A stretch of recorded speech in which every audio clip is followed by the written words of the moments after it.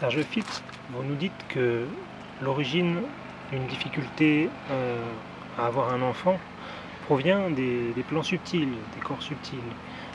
Disposez-vous d'un moyen ou d'une quelconque méthode pour rééquilibrer la situation?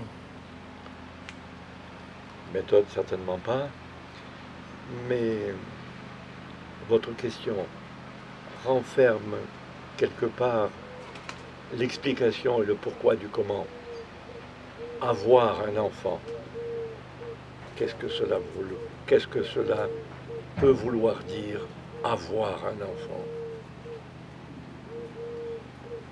Contribuer à mettre au monde un enfant, accueillir dans l'incarnation une âme, entrer dans la maternité est une chose, mais avoir un enfant, il y a beaucoup de volonté là-dedans, et j'ai presque envie de dire très peu d'amour. Où est l'amour là-dedans? Ceci étant, dans un dialogue avec un couple ou une femme qui est en aspiration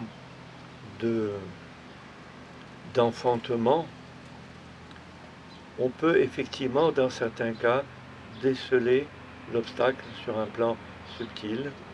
Je me souviens de ce cas d'une femme d'une petite quarantaine qui était venue me voir et qui, depuis 10 ans, s'évertuait à entrer dans la maternité. Et ça ne marchait pas.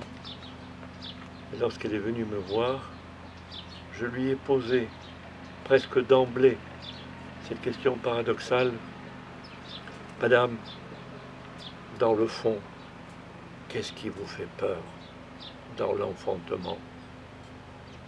Elle m'a répondu rapidement qu'elle avait eu une amie qui était morte en couche et que sur le plan de son travail, elle avait un poste de haute responsabilité, l'enfant n'avait pas tellement de place.